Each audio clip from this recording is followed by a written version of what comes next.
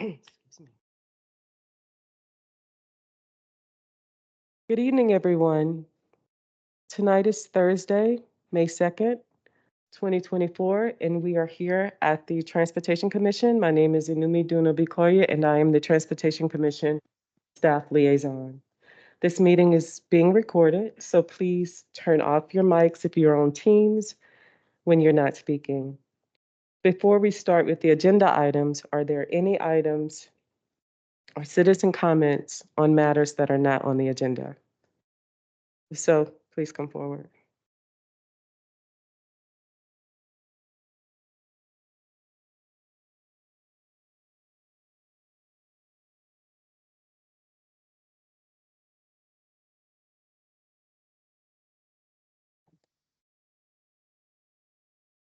Can you hit the button to turn? Awesome, thank you. Hi, my name is Cody. I'm an 11th grader at Arlington Tech, and I founded a group at my school called the Street Advocate Student Coalition. Our mission is to bring students' voices into the conversation over Arlington's transportation future, advocating for a future in which streets are never hostile to students using any mode of transportation. To explain why I'm here, I want to begin with the story. Last summer, I was investigating the Plan Langston Boulevard initiative as part of an audio journalism story for the Arlington AMP, a student-driven podcast. I was excited for the project. In my mind, this was a once-in-a-lifetime opportunity to completely reimagine how a corridor would function for generations to come. But as I walked into an event run by the county to garner feedback from the public, reality hit me in the face. I immediately realized I was one of two people under the age of about 50. The project was totally missing the perspectives of people like me, who are going to have to choose where to live in just a few years. The future of Arlington County, the ones who are going to live for another 50 years, are not present in conversations over what Arlington's future will look like by then. I hope you agree with me that that's a problem. Teenagers often experience cities very differently than adults. For example, most of us here today don't have a driver's license, forcing us to find other ways to get around. We want options to get around without harming the environment because we are the generation that will have to live with those consequences. When our perspectives are excluded from planning discussions, it leaves us with a world unprepared to cater to our needs when we grow up. Young people are growing more aware of transportation issues and much more specific about what we demand from our local governments. The Street Advocate Student Coalition now has over 30 members, and clubs like W&L's Road Safety Club are popping up all over the county. I have met countless young people at this point who, like me, are passionate about these issues and desperately want to have a say in how they will be impacted. But barriers like school and access to information prevent many of us from actually getting involved in planning processes or policy debates. While no one is deliberately excluding young people from these conversations, it's clear to me that the current system for, excuse me, is inadequate at engaging with students. We hope you will seriously consider creating a student committee or pursuing other strategies to increase youth and student engagement in transportation planning decisions.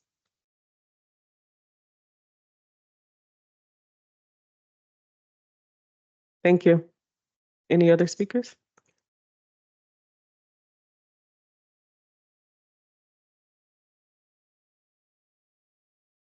Hello, my name is Caleb Kellerman. I'm a junior at Wakefield High School and a member of the student-led advocate group.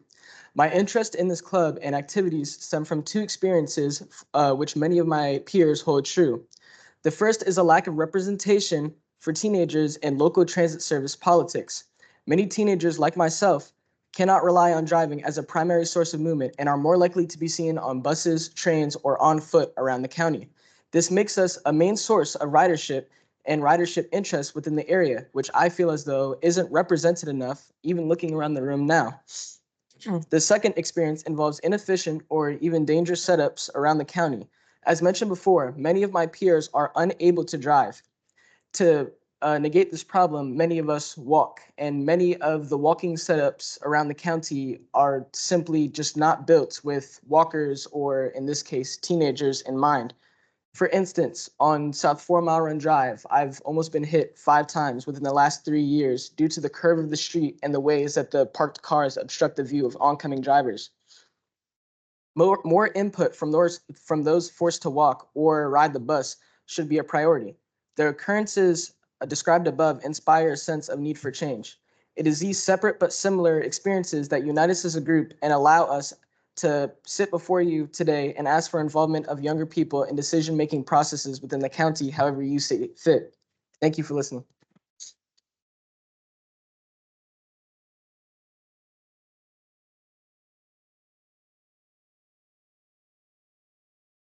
Good evening. I am Lawrence Rolls, a sophomore at the Arlington Career Center.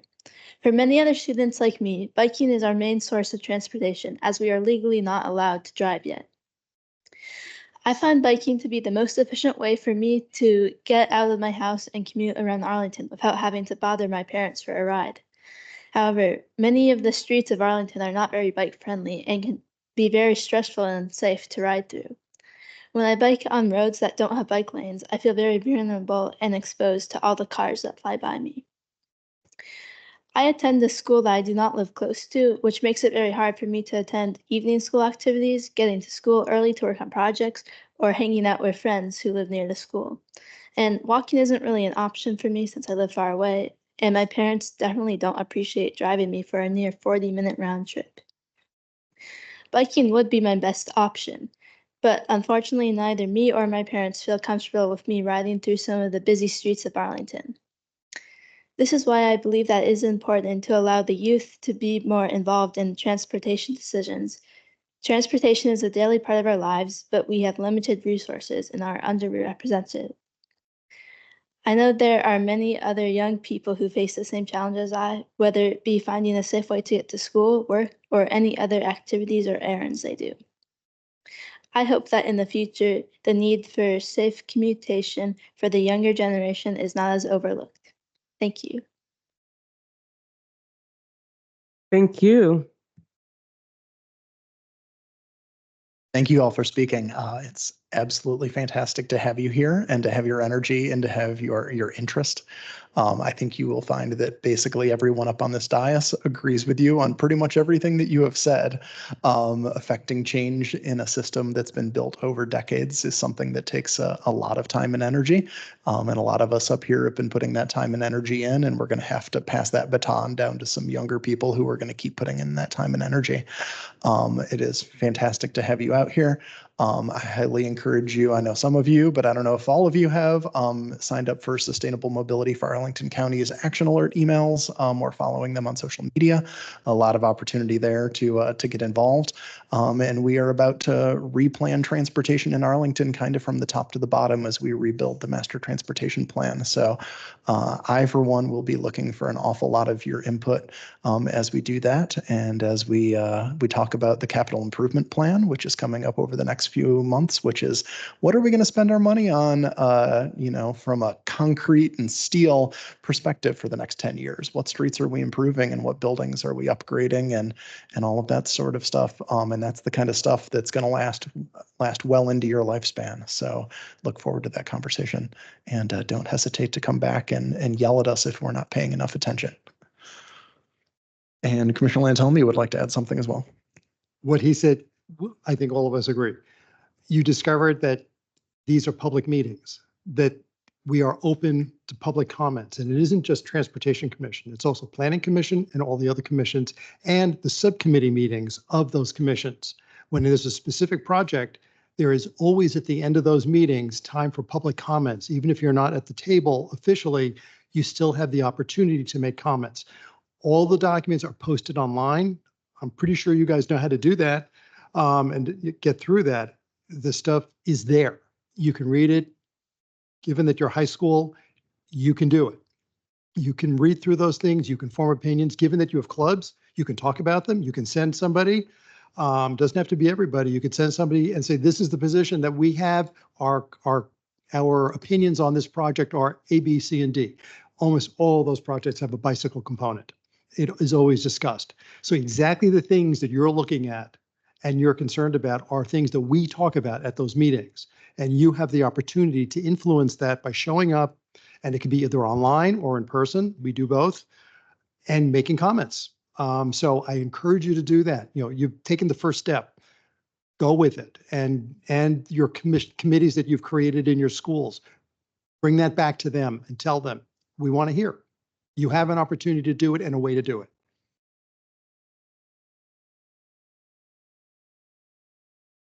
What's next, Ms. Obukoya? Okay.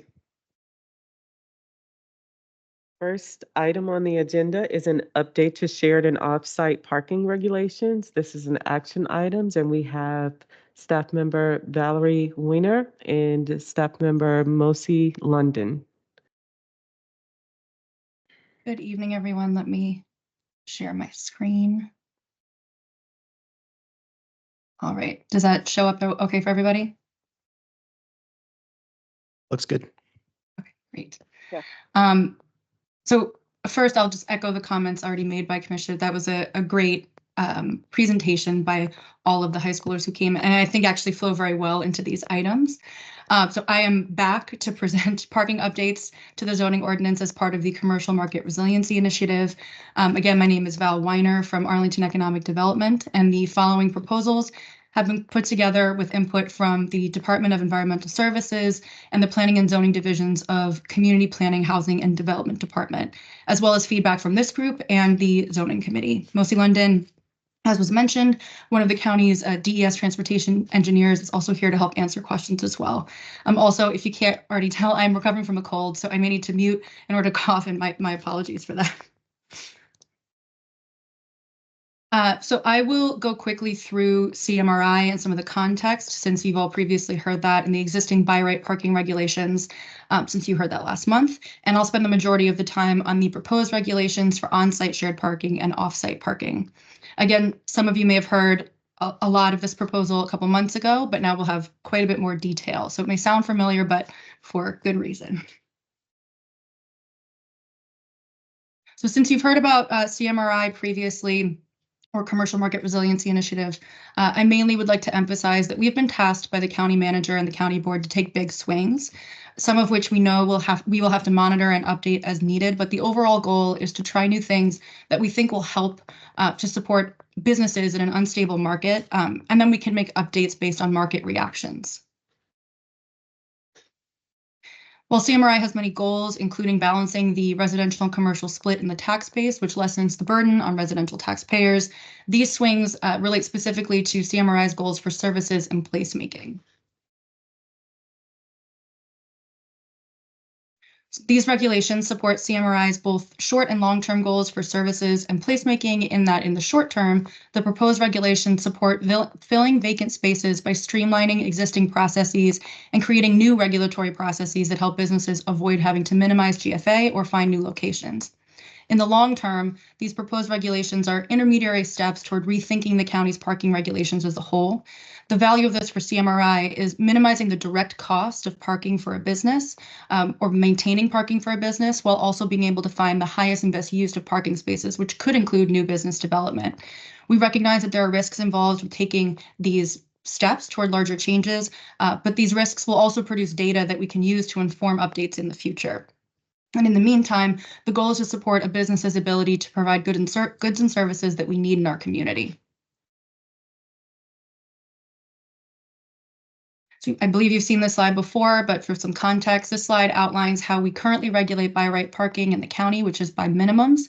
These minimums have inconsistent measurements, and many haven't been assessed or changed since their establishment decades ago. As mentioned, the impact of this approach is that the minimum requirements can stifle a business's ability to maximize available GFA in a given space or force them to find new space.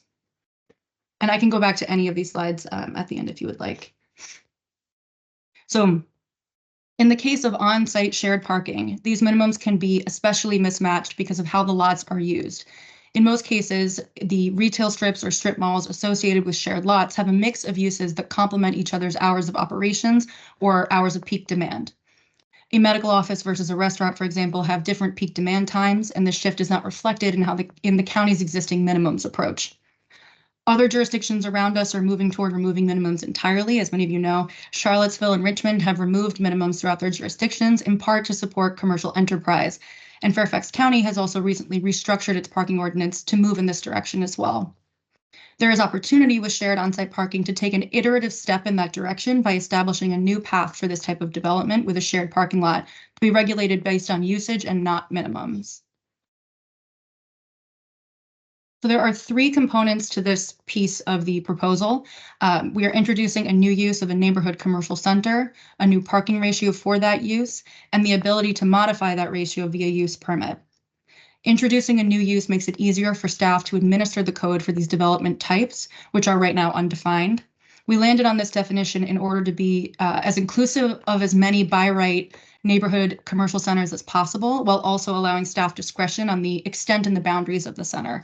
So this resulted in just some highlights of the definition, an upper limit of 200,000 square feet, requiring multiple commercial and or retail tenants, as well as highlighting that there is no residential floor area, as mixed-use projects do not qualify in this case. And per our last presentation to you all, we did not include any sort of height restriction in the definition. This proposal also includes a proposed ratio of 1 per 600 square feet, 1 parking space per 600 square feet of GFA for a neighborhood commercial center. This ratio is progressive. It decreases the parking minimum for something like a general retail or service commercial use by about 2.5. That ratio right now is 1 per 250 GFA, 1 parking space for 250, apologies. Another example of a restaurant will go from being parked at 1 parking space per 6 seats to being regulated as 1 parking space per 600 gross floor area for the entire neighborhood commercial center, not just their singular retail bay. We discussed and tested multiple ratios, and staff found that this ratio is a first step toward testing the market reaction to a more relaxed parking regulation. We did refer to the Institute of Transportation Engineers parking demand data, as well as a small sample of existing neighborhood commercial centers in the county, and both indicated that 1 per 600 is within the range of demand for this development type, as well as a progressive test for some of the existing sites that we have today. We also propose the option to modify this ratio via use permit, excuse me, recognizing that there are some sites with parking ratios that are much less than 1 space per 600 square feet of GFA. So this option includes criteria such as TDM strategies like transit information displays, bike infrastructure, property transportation coordinator, and the most likely option, which would be a shared parking plan that outlines how the demand shifts between uses. As previously mentioned, there are items to monitor with this proposal. For example, we plan to monitor how this approach will work when the neighborhood commercial center is under different ownership, as well as how the ordinance interplays with by right outdoor cafes. These two items in particular are topics that would arise as we move forward with the discussion of removing minimums regardless. So this data on outcomes and impacts of this regulation will be helpful as we continue to work through our future updates. And we are working now with zoning to create a reporting system. So every time they receive an application, we are all, those of us who worked on the front end of it are notified of that application.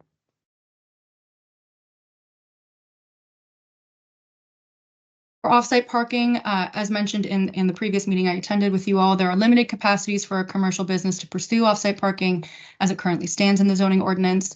Other Virginia jurisdictions offer offsite parking agreements by right or a use permit that includes a parking study.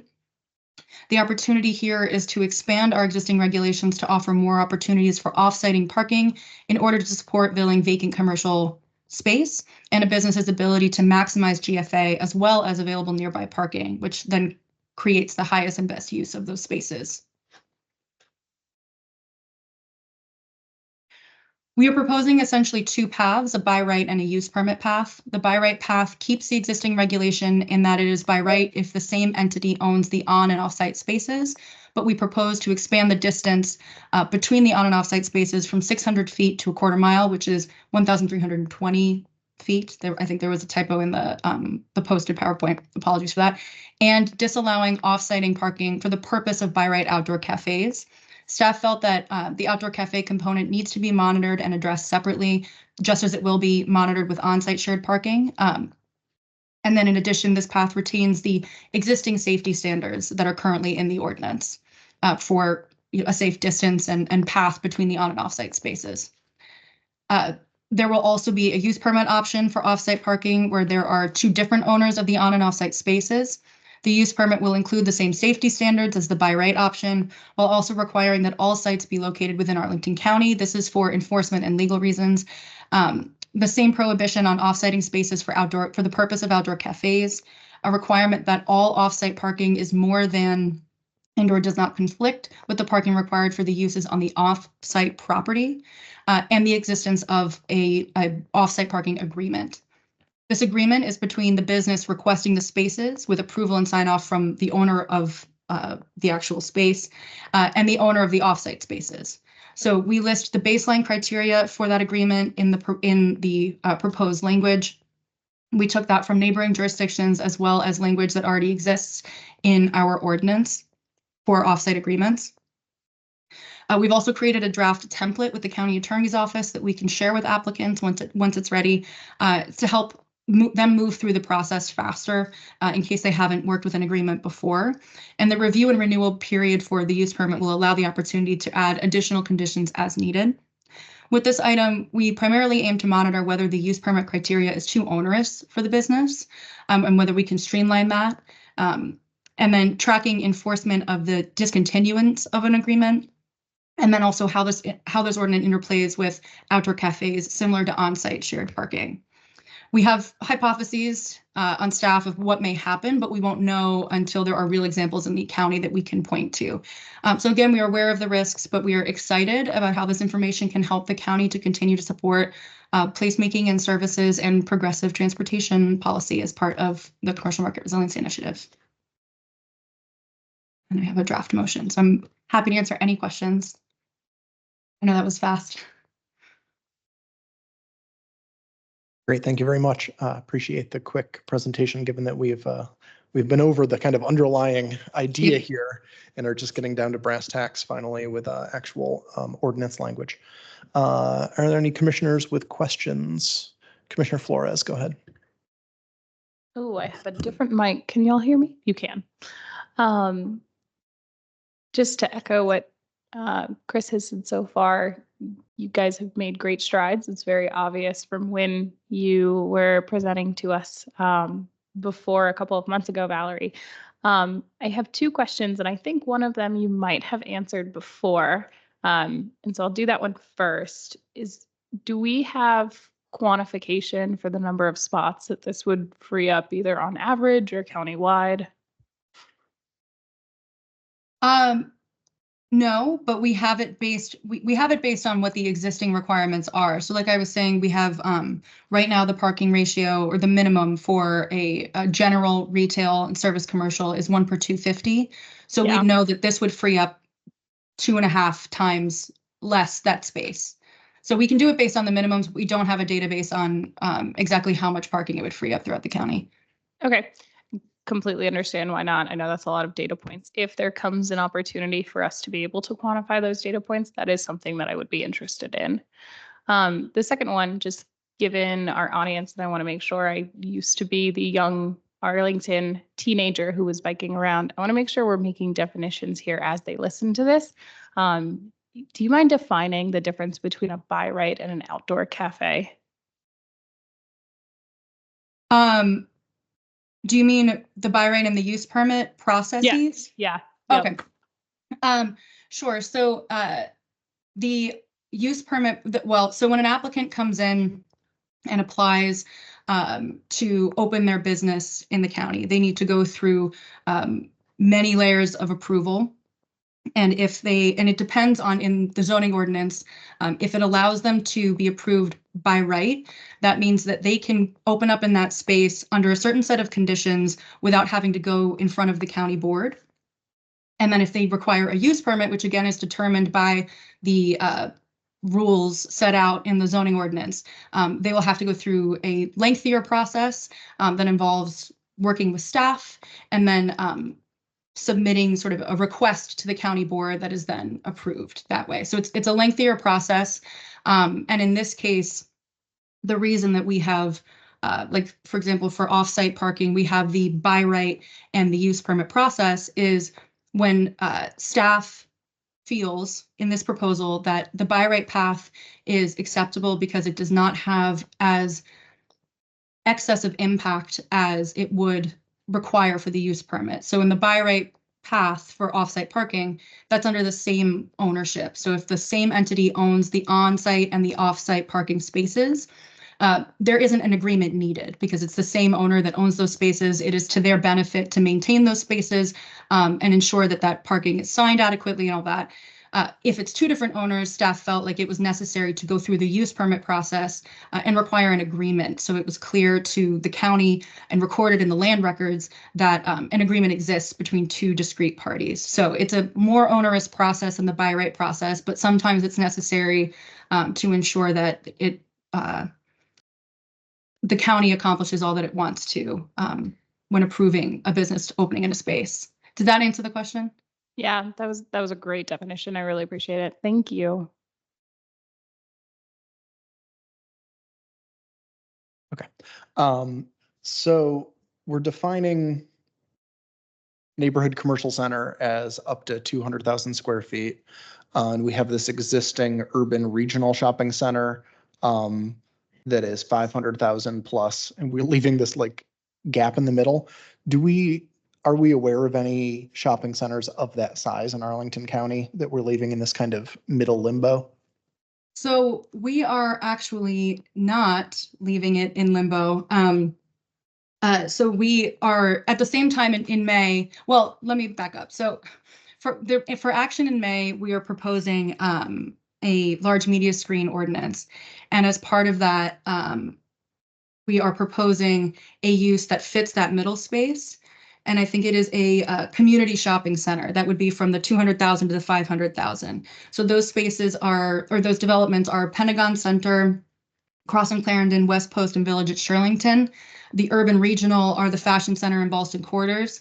We felt that up to 200,000 covers the by right developments in the county. The community shopping centers and urban regional are either site plan or PDSPs. So this wouldn't necessarily, they go through a different process than the by right development would.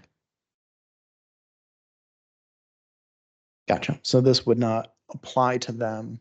Yeah, and it's interesting to me because they do go through a different process in kind of deciding how many parking spaces we let them build with.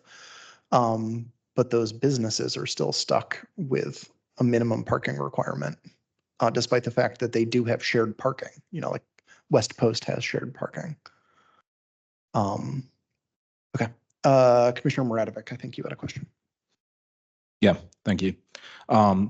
Yeah, there's a lot of details here, and it's pretty nuanced and a lot of really well thought out stuff. I'm curious, how much time do you think, like you and your other colleagues worked on to come up with this, with all of this? Like a rough estimate. I would say it's been 6 months. Yeah. To 8 months. Yeah. Yeah. I mean, I like how it's a step in the right direction, but at the same time, it's like, I feel like, and this isn't a criticism of you specifically, Valerie, because, but there are so many, like we're creating our own data set, taking this little baby step, creating our own data set as if we exist in like some vacuum when there's so many data sets out there, what the good policies are without having to come up with new things like a neighborhood commercial center and a new zoning. I wish we could just step to the go to the logical conclusion already and streamline the process completely by not having any of these parking minimums. But if this is an intermediary step that needs to be taken for some reason, then so be it. But the fact that you had to have like a several minute explanation of what was a by right cafe, and it's like kind of indicates how complicated this is when it can be so much simpler. And it's just a burden on business owners. It's a burden on county staff to do all this research when the obvious decision is right in front of us the whole time. So, yeah. That's that. Thank you.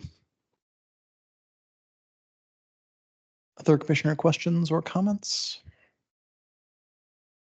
Commissioner Lantelmi.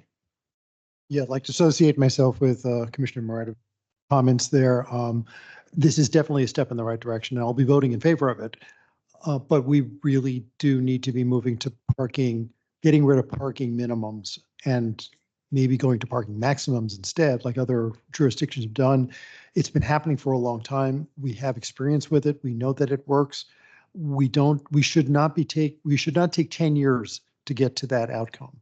Again, this is a nice step in the right direction, but let's start really moving toward implementing a way that we can get rid of the parking minimums completely. We've seen enough things before us over the past few years. I'm thinking particularly the daycare discussions, where it was mind-boggling to us that we were trying to dictate what the number of spaces should be when those daycare providers know who their clientele are and who their employees are and are completely way more competent than we are to decide what they need for parking to be successful. And they want to be successful. They're not going to sabotage themselves by not doing the right number of parking spaces.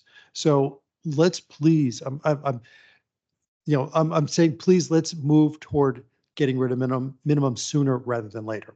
Thank you. Commissioner Shannon. Yeah, and just one question for clarity. When you mentioned Richmond, Charlottesville, and Fairfax, are you, and I don't recall, is they removed parking minimums? Is that correct?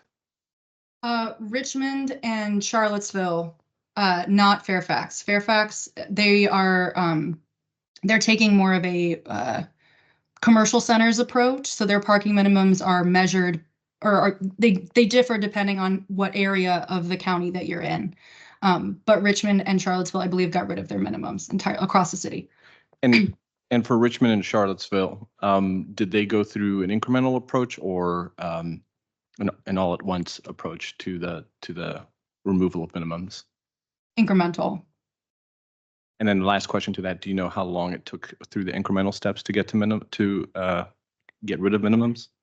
I don't, but I can find out. I don't know exactly, because there's also a lot of work that happens behind the scenes before things even are made public. But I do think as we move forward and look to push this even further, I think having direct conversations with the staff that worked on those policies in those jurisdictions would be helpful to us too. So I think that's definitely something I can find out.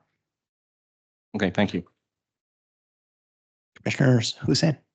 Yeah, I just want to agree, and I think that this is great, but it would be nice to kind of, because I think there's a willingness. Like if I was the county manager, I'd be ready right now to get rid of them. But understanding that there's a lot that goes into these things. But yeah, I just want to agree that this is really good, but I would like to see just a little bit faster so that we're not spending the next 15 years creating new terms and zoning laws when we could just it's not like that, but just so that we do it a little bit faster so that we're not just stumbling. Great, thank you. I think this is a huge step forward. As someone who has opened a business, I think it's underappreciated how much uncertainty there is around parking when you're getting ready to sign a lease that is probably for more money than you have ever agreed to spend in a monthly amount in your entire life.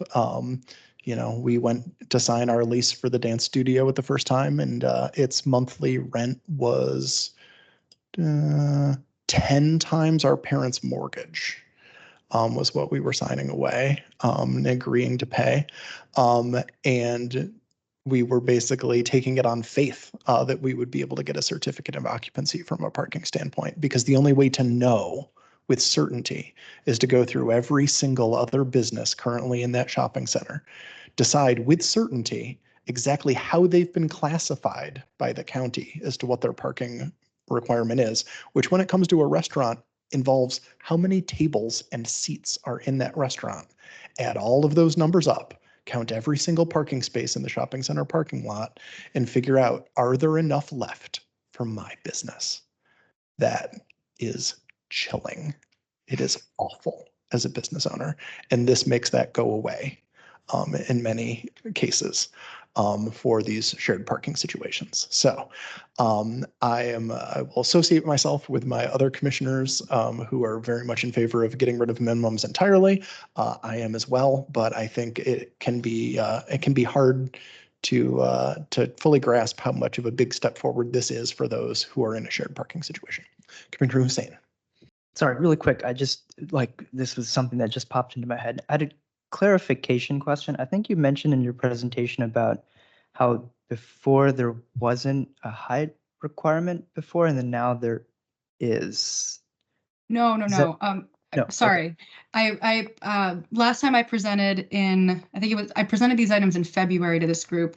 And it was at the time, the definition was much more gray than it is now. And we proposed some options, including potentially adding a height limit, like a height maximum as like one floor only. And it was recommended by this group to not add that in, and it is not in there right now. There is no height limit or height requirement, height minimum as part of the definition of this use. Okay, that makes sense. Sorry, I must have just misheard that when you're yeah, thank you. It was probably me. No. I think my brain is not. Any other not commission brain right now. Any other commission questions or comments? All right, then we'll move to a motion. I move that the Transportation Commission recommend that the County Board approve the proposed ordinance to amend, reenact, and recodify the Arlington County Zoning Ordinance, Articles 7, 14, and 18, as outlined in our draft board report. Second. That is moved and seconded. Is there any discussion of the motion that is before us on the table? Yes, just a brief point of question. I'd like to know if it's possible, in addition, I do intend to vote in favor of the overall motion, but I would like to know if it's possible to add in a proposal that we recommend staff to seriously investigate timelines for advancing towards abolishing parking minimums, instituting parking maximums. I see that this is an incremental process, and as indicated earlier, many of the localities surrounding Arlington have taken the incremental approach, but I think we have to be clear-eyed about what our process will look like, and just because other localities around us have taken an incremental approach doesn't mean we necessarily have to. We can learn from their processes, we can interact with their staff, and that can save us time. So I think we need to develop a process that works for us instead of benchmarking ourselves against our surrounding environs. Someone could certainly move that as an amendment to the motion before us to say something like, furthermore, the commission recommends that staff move forward with urgency to abolish parking minimums across the board, or something like that. Ms. Obakoya, can we get the people list up on the screen? Thankfully, I know what Commissioner Coleman sounds like, but I don't know that I would recognize every single person when they popped up. Thank you. Commissioner Flores. I would like to echo that, but I would like to enhance the language to communicate that we would like to see a timeline, an established date of when we will be moving towards erasing parking minimums.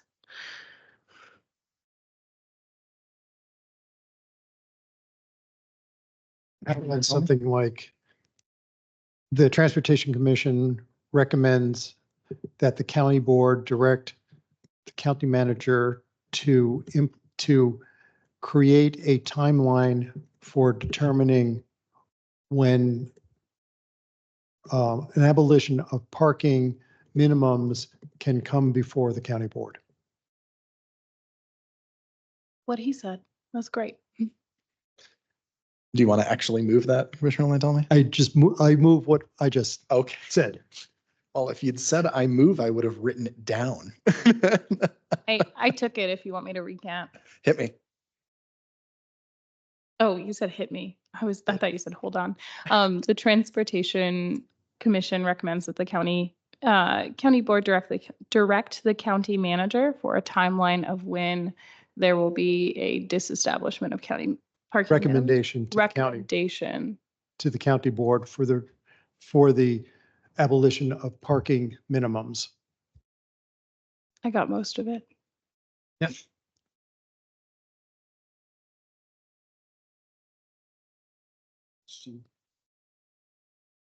Go ahead. Sorry, this isn't. Oh, there we go.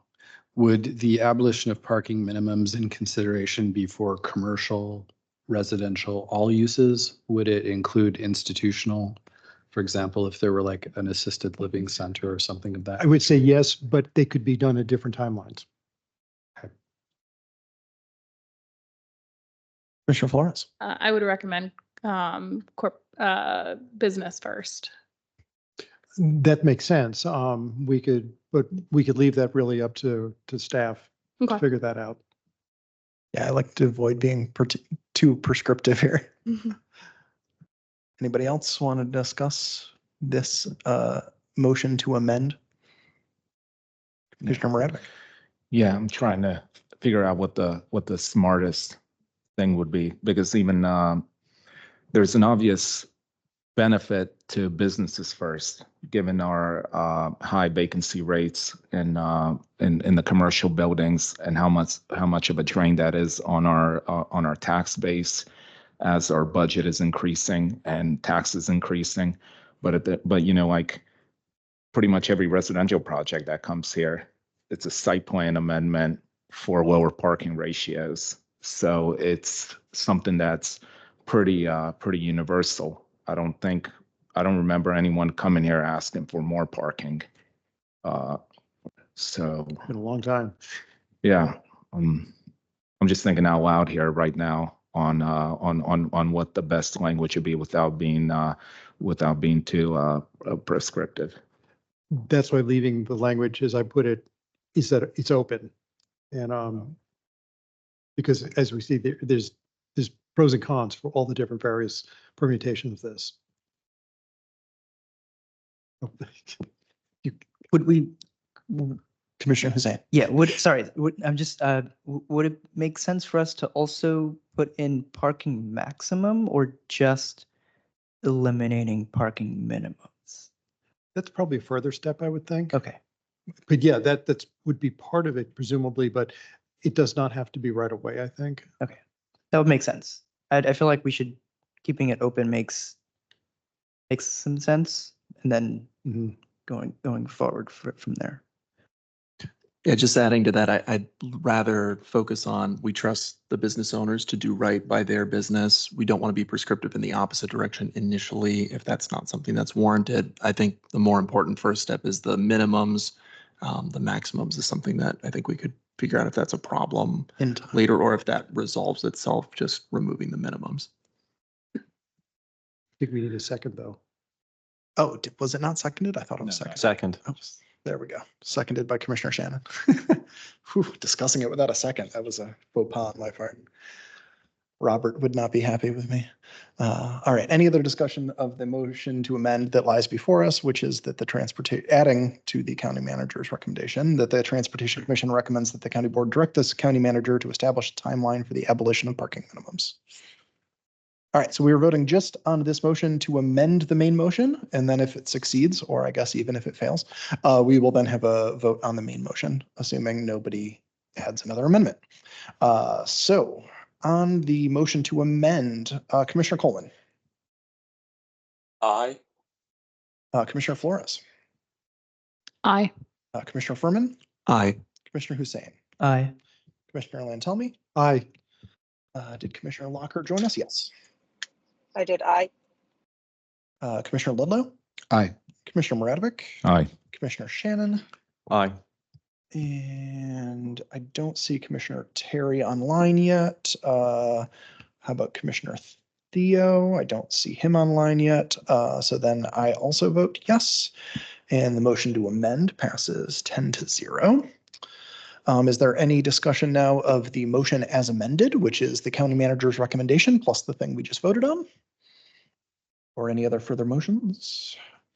Seeing none, we will vote on the motion as amended. As soon as I make space for another motion in my spreadsheet. Commissioner Coleman, Aye. Commissioner Flores, Aye. Commissioner Furman, Aye. Commissioner Hussein, Aye. Commissioner Lantelmi, Aye. Commissioner Locker, Aye. Commissioner Ludlow, Aye. Commissioner Moradovic, Aye. Commissioner Shannon, Aye. and I too will vote yes, passing that 10-0. Thank you very much, Ms. Weiner, and appreciate all your hard work and look forward to more commercial resiliency in the future. Thank you all. Have a good one. Take care all. Next on the agenda, we have the 12th Street Landing TSA site, which is a PDSP, phase development site plan.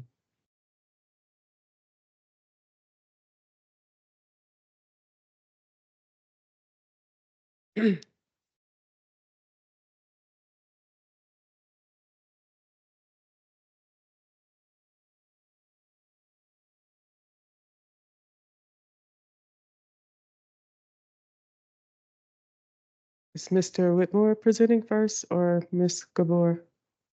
Okay, Mr. Whitmore, please take it away. Thank you, Ms. Obukoya. Brian Pilot from Studios is going to start here. I'm going to hopefully share my screen. There we are.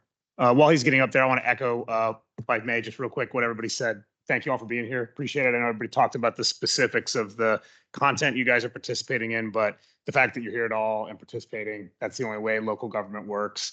It makes me feel really good to see you all doing that. Please keep it up. Thanks. So sorry about that. Yeah. I would just echo that. It was a really impressive presentation. I think it's going to be a very tough act to follow. My name is Brian Pilot. I'm a partner in Studios Architecture here on behalf of the client. You can move forward. I'm going to give a broader macro view of the project, starting with our guidelines, giving some of the broader context. Then Felice from Grove Slade is going to walk through the transportation section. And then I'm going to come back at the end and talk about the phasing. Move to the next one, the guiding principles.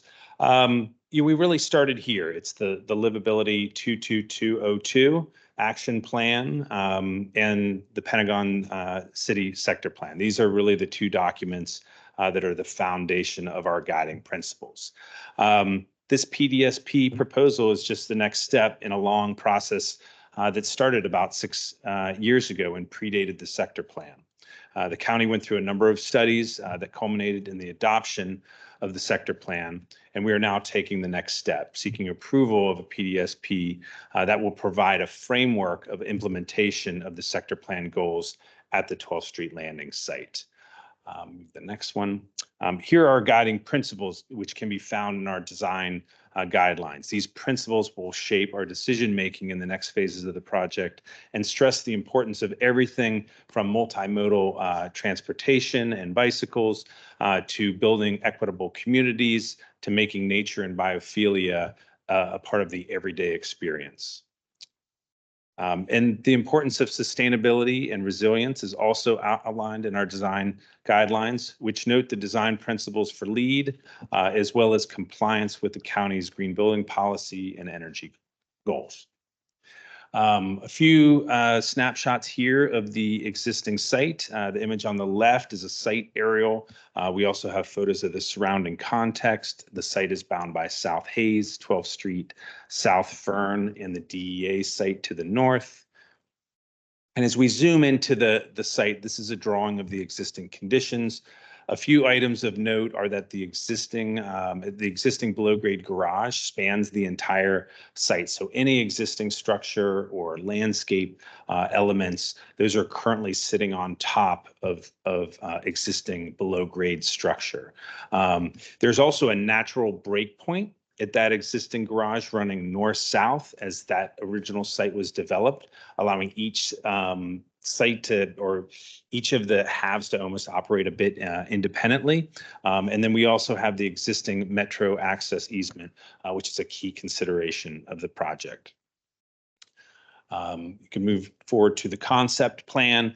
Looking at that broader urban context, which is illustrated here in this zoomed out aerial. You see our site in the dashed area and the future Penn Place development to the east and the Fashion Center to the west. Some of the key elements from a macro perspective directly from the sector plan at our site, note for a half-acre open space adjacent to the metro, and that continuous green ribbon is noted in those turquoise dots that move diagonally through the site. And you'll see in our macro site plan and our concept plan as seen here in the next slide, it matches the intent of the sector plan with the open green space at that southwest corner adjacent to the metro and the continuous connector of the green ribbon. On this next slide, you see our proposed development program. The chart in the upper left, this is our density chart. This site really calls for a lot of density. We're almost 1.8 million gross square feet. And I just want to highlight that we are only at the PDSP phase. So what you're seeing on that upper right image, those light gray volumes are not building footprints. Those volumes are only establishing the envelope limits. And how they meet the sector plan's goals for open space and separation along the green ribbon. You can see in the bottom two images, one thing that we learned through the LRPC process and the feedback that we got, the importance of that north-south connection to the interim 11th Street was something that we adapted in our plan. And I'd also note on the bottom two diagrams where you see the darker volumes, they illustrate how building towers could be arranged in two alternate options based on market conditions while still meeting the appropriate design dimensions for tower separation. And then finally, before I hand it off to Felice, our concept plan will meet the 25% tree canopy and vegetation total as outlined in the sector plan.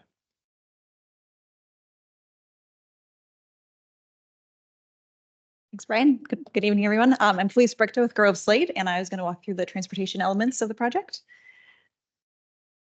So as you can see here, just wanted to start with an overall transportation overview. As you all know, it's located in Pentagon City, so it's in an area that's already very well connected pedestrian and bicycle network, very well connected network for all modes.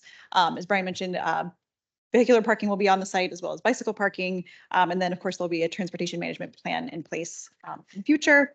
As far as transit facilities, there are a number of bus routes nearby, 10 bus stops within a quarter-mile radius. The site is adjacent to the Pentagon City Metro Station with the existing entrance just across the street, and then a second or an additional entrance will be located on the southwest corner of the block.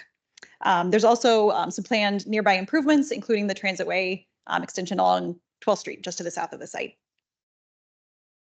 And then focusing on bike facilities, there are already a number of bike lanes in the area, just along South Hayes Street, just to the west of the site, on Southeast Street to the east of the site, multiple Capital bike share stations in the proximity of the site, and then a number of planned nearby improvements along South Fern, South Eads, Army Navy to fill some existing gaps in the infrastructure and to enhance connectivity in all directions.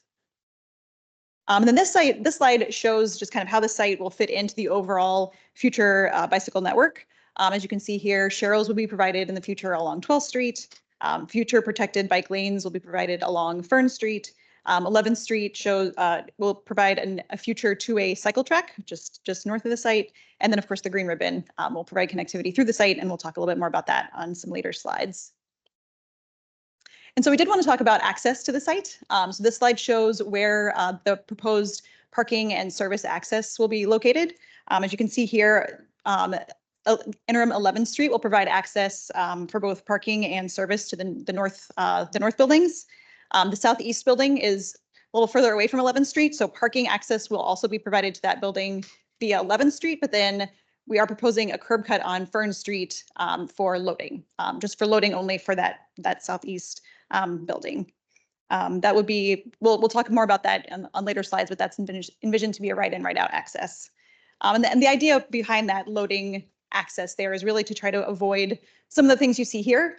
So things like trucks loading and unloading in the middle of Fern Street, in the on-street parking, on the bike lanes, and to provide a location internal to the site for those maneuvers to happen, to avoid disruptions to Fern Street and also minimize any impacts to the bike lane.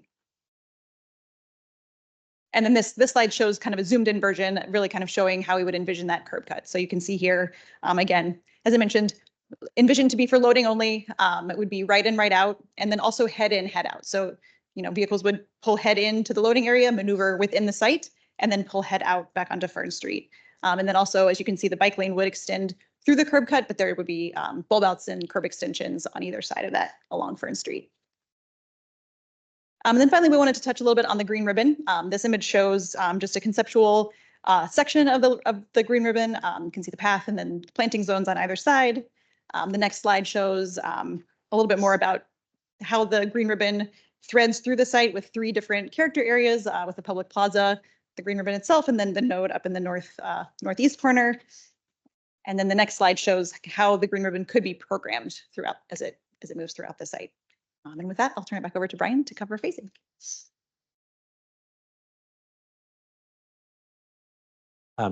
So with respect to phasing, we saw this plan before. Once again, the garage extends all the way to the property line, as shown in red, and was originally built in 2 different phases.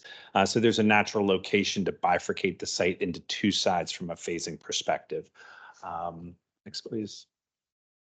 And here you see the manifestation of that. We're calling the land base 701, the larger parcel on the left, and then land base 601 on the right, which can be further phased right along the green ribbon. And here you see how that could evolve here from the existing condition. When land base 701 delivers, that would include the open space as well as all of the streetscape. And then whether 601A or 601B delivered, that whichever phase came first would include that portion of the green ribbon. So that would be in place as part of that second phase.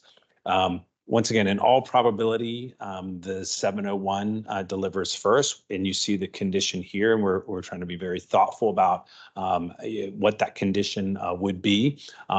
There isn't the interim pathway that's provided. It's via the existing pathway through that east parcel, so one would be able to connect through that open space to that node in the upper northeast corner. The public plaza would be in place as part of land base 701. The land base 701 streetscape is in place. A portion of the interim 11th Street is also in place. It's would be important that the existing building that's currently on land base 601 would remain operational. So that existing ramp access that goes down is important to keep in place. Next, please. And here you see an image of that existing parking and loading access, which would be needed for the operational functionality of that land base 601. So now you see the overall program once it's fully built out, the green ribbon in place. The public plaza is in place. The node at the upper northeast is in place. All the streetscape is in place. And the interim 11th Street now connects all the way from to west, and the bike lane is in place on Fern Street. One of the things that we want to reiterate here is that the full width of 11th Street in this interim condition can only be provided with the build out. The full condition can only be provided with the build out of the DEA site to the north. You'll see that that interim condition in the upper right, there's still a generous sidewalk. There's a tree zone, but when the northern parcel eventually gets built out, you see what the ultimate condition would be in the bottom right image. And final slide here regarding the 12th Street Transitway. We recently received the preliminary plans that illustrate 12th Street pushing north into the site, which might require realigning the half-acre park. And we'll continue to work with staff as this plan develops to do what we need to accommodate it. Thank you.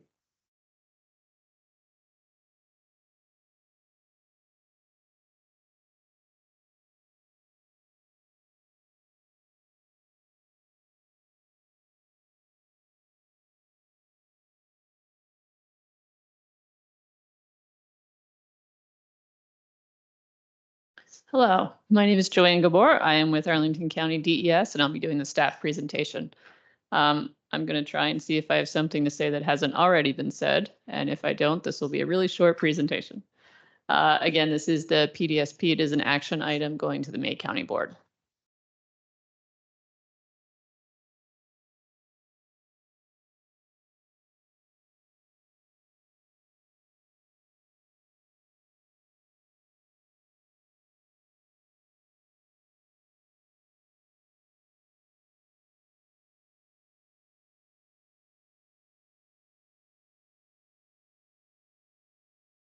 Okay, sorry about that. So again, this is an existing site in Pentagon City. There's an existing underground garage footprint that will be reused. We do have 2 garage access points that are located on Hayes Street and Fern Street, approximately mid-block where the future 11th Street will be. We also do have the metro staircase that is located in that southwestern corner, and that will remain in place. It's something that we probably will be looking to see how we can incorporate that into the public plaza to make sure it doesn't end up looking like an impediment, and something that we can integrate into it. And again, as mentioned, the transit will be running along 12th Street, and it currently is in the early planning phases.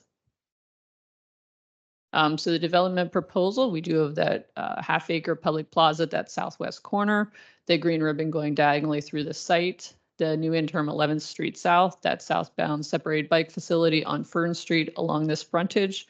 And then again, accommodations with the other improvements that are planned by others, county and private development. The sector plan, Pentagon City sector plan was adopted in February of 2022. And we do have a number of guiding principles that we utilized when we looked at this PDSP. The transportation network, this map here on the shown on the right is from that Pentagon City sector plan. The new portion is going to be circled here in red. This is 11th Street South. Again, it is an interim condition until the property to the north is redeveloped. And we will be looking at with the phasing, especially how we make sure that the upgrades that are completed make sense from an operational standpoint and functionality standpoint. So that could be looking at 11th Street, looking at some of the signals that exist today, and figuring out how that works based on the phasing. We also do want to minimize those service access points along the main pedestrian network, along arterials, and we are looking to have that along that more alley neighborhood feel street, and in this instance, that's along 11th Street South. Again, this is what you just saw, so I want to just say we are on the same page literally, because this is the same piece of paper you just saw. It is the transit way that we are looking at. Again, we are in those early design phases. And what we did is we wanted to make sure that we basically had the maximum cross section at this point. And so as we go through refinement, we'll be looking at how do we integrate this more into the proposal, depending on who comes first, if it's our project or the developer's project. But rest assured, we're going to make sure that both these projects can move forward in a coordinated process. So talking about the bike network, again, we are going to have bike facilities introduced on Fern Street on the southbound direction along this frontage. The Hayes Street bike facilities are proposed to be on the mall side, so they would not be introduced with this project. There are no bike facilities proposed on 12th Street because that is the transit way.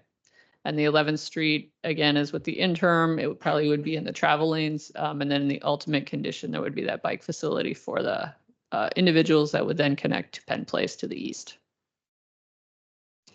The green ribbon does go through the center of the site diagonally. And we also do some sidewalk minimums that we're going to want to maintain. These are reflective of the sector plan guidance. Around the site, we have 8 feet on 11th and Fern, and then 10 foot on 12th Street. And all this information is something that when we get to those final site plans, we will do a lot more analysis and in-depth review. But this is the minimums that we're looking at based on our guidance from the MTP and the sector plan. This is excerpts from the sector plan that just shows you what some of the information provided was. This talks about an easement provided on that east side of Fern Street for those bicycle facilities. This is the part of the sector plan that did show street by street just what is proposed and expected, excuse me. And what's circled in red is applicable to the site. I'm not going to read this to you all, but suffice it to say it matches what staff's supporting and the applicant is proposing for the minimums. To the phasing, again, one of the challenges I think that's going to come up with the phasing is making sure that depending on what goes first, we do have those transportation improvements in place that make sure that the network is maintained and the site is functional and folks can get to and through the site appropriately. The public review process, we did have 2 LRPC meetings. Currently, we are in the commission meetings. And again, once final site plans are submitted, they would then go through the SPRC and public review process and then eventually county board approval. We are at Transportation Commission tonight. We will be at Planning Commission next Wednesday and then the county board on May 18. And with that, staff does support the project and recommends approval with the attached conditions. And I'm here for any questions you have. Thank you. Thank you very much. I participated in LRPC for this PDSP, this phase development site plan. And there's not a lot to say because I think it came to a really good place over time. I really applaud the applicant, who I feel like has been super engaged with kind of everybody involved from early on and really receptive to feedback, involved in the Pentagon city sector planning process, which I feel like just kind of gets everybody on the same page early on in a very good way. I did want to just ask one more point of clarification on what I feel like was kind of the last lingering point of contention between staff and the applicant there towards the end of PDSP, which is that loading for the southeast building. Staff is now comfortable with the right in, right out on Fern, if that is what needs to happen, or where have we landed on that? Staff does not, staff discourages loading access points in arterial streets and that impact the pedestrian network. So it's something we will be looking at during final site plan. I wouldn't say it's something staff supports. I'd say it's something staff will be reviewing in the future when we know what the actual program is, the layout, and what the options are to see if we can have loading in other places. Maybe we can do combined loading. A lot of questions, essentially, that we don't have answers for now. Okay, thank you. Commissioner Furman. On that subject of that specific curb cut, it looked like, at least in the graphics that we were seeing, that there is not a physical barrier on South Fern Street that would prevent left turns both in and out of that. If indeed that area does become a loading bay, is that something that would be within the scope of this project to install something that would prevent those turns in and out of that loading bay? Absolutely. That's something that we'll look at. And as Ms. Gabor noted, there are a lot of these specifics that are going to have to be nailed down once we know the exact program, uses. But I think our message to you all is that we're willing to do whatever it takes here to make this safe and in a fashion that doesn't disrupt the bike and pedestrian network on Fern Street. But that's great advice. Thank you. Oh, thank you. When talking about phasing, it seemed as though you were indicating the building to the east would probably be the second one to develop in the fact of there being a phasing between the two. Is that currently occupied? And if so, when is it expected to no longer be occupied?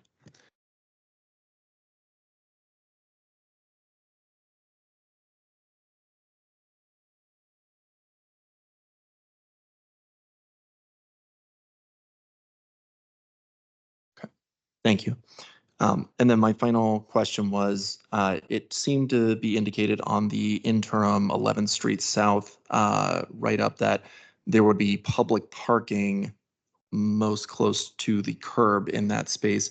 If that is indeed the case, I was just going to advocate for using that space for something else, whether it's a one-way bike lane, even just installing barriers to prevent idling vehicles there. That neighborhood has an excessive number of vehicles that stop and wait for folks coming in and out of the metro, making deliveries. I would just recommend that not being parking, but just wanted to throw that out there. Was that in fact designed to be parking as of right now in its interim state? I will bring my screen up to make sure we're talking about the same thing, but I think you're referencing the 7-foot space labeled parking Pudo. But give me 1 second and I will share our presentation again so we can all be clear. There.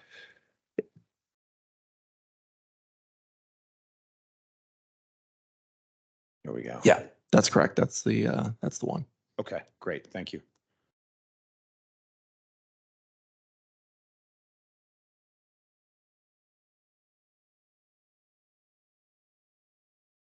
So that's currently envisioned as pickup drop off, right? Yeah. Commissioner Lantelmi. Yeah, on a totally different topic. The metro entrance on the corner, which is the stairway down to the station, it's part-time right now, and it's not maintained by the applicant. That's now county maintained, or is that WMATA maintained? Who has jurisdiction over it? So the staircase is maintained by the county. Based on our research, the applicant is the one who sets the operating hours and the hours that you can utilize it. To be honest, it's not something we got into specifics with the applicant. I'll just say from a staff perspective, we probably would hope that would be open more than 8 a.m. to 6 p.m. To provide access for folks when they're not during traditional office hours, but I don't want to put the applicant on the spot right now. And again, it's not something we talked about, but it's something we would like to see open equitable hours based on the usage that we anticipate and want to see going there. Totally my reaction. So thank you. Once that first building is built, which you're saying that's going to be a residential building? Most likely. That would indicate exactly what staff says, that you really need to open it as long as Metro's open. Right now, I understand why I have restricted hours, given that it's office use, especially now. I imagine there's very few people coming in and out of either of those buildings on that site, so it's okay. But once there are residents there, it really needs to be open when Metro is open, period. I think we should have that reflected somewhere in the documents, that this is what staff's desire is. For the just clarification, are you thinking for the PDSP or for when we get to the final site plan? It should probably be somehow indicated in the PDSP that when there's a residential use there, the metro station should be stairs should be open. My only concern with that is that I just don't know what else goes into that decision, if that's a coordination with WMATA. I think it makes logical sense, obviously, that it would be open during, and that the owner would likely want it open for its residents. I just don't know what else goes into it, if it's a site plan condition obligation. Is it that complicated to figure out? Because could we have an answer on Wednesday at Planning Commission? Sure, I think so. We can absolutely look and try to understand that. Thank you. Other commissioner questions or comments? Commissioner Moravec. Yeah, thank you. I'm really excited about this project and that the design is being done by such a renowned architecture firm. So I'll look forward to seeing what it turns into. I had just one little specific question. The node, what exactly is that, other than just like a little wider space at the end of the greenway, right? It's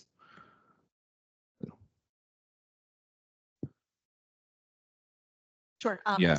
Yeah. So I think the node is just kind of meant to be where the green ribbon kind of connects up to the intersection, just where you kind of access the crosswalk over to the east side. So kind of like an inviting space to funnel people through the greenway. Yeah, to kind of connect the two. And I'll just add, it wasn't something specifically shown in the sector plan, but we thought it made a lot of sense to give a landing point on that northeast side of the green ribbon, obviously smaller than the plaza, but to kind of signal your arrival out there to Fern Street. Yeah, thank you. And I think the Pentagon City Sector Plan is guided by 6 principles, and one of them is to provide safe, inviting transportation choices that make driving unnecessary. And this is going to be a phased plan. There's going to be a lot of construction. And one of the issues that we've had at a lot of other sites is that this criteria was not really met as much, especially for cycling because of access to the construction sites. So I hope that that something can be worked out to allow people to get around, not just on foot, but on bicycles. Given that, as you pointed out, how many capital bike share stations there are in that area, and what's going to be happening on Army Navy Drive, so that, as staff mentioned, the wider network can be maintained while this site is being developed. Any other commissioner questions or comments? All right, then I will move that the Transportation Commission recommends that the county board adopt the ordinance for a phased development site plan amendment to amend the Pentagon City phased development site plan as outlined in our draft board report. I'll second. That's been seconded. Is there any discussion of the motion? Hearing none, we will move to a vote. Oh, wait, let me look online. I always forget to look online. Okay, nobody online. We'll move to a vote then. Commissioner Coleman. Aye. Commissioner Flores. Aye. Commissioner Furman. Aye. Commissioner Hussein. Aye. Commissioner Lantelmi. Aye. Commissioner Locker. Aye. Commissioner Ludlow. Aye. Commissioner Maradovic. Aye. Commissioner Shannon. Aye. Commissioner Terry. Aye. Is Commissioner Theo joined? Nope. Then I also vote yes, and that passes unanimously, 11-0. It's like it's a great project or something. Look forward to seeing you in the SPRC, and wish you all the best in final design.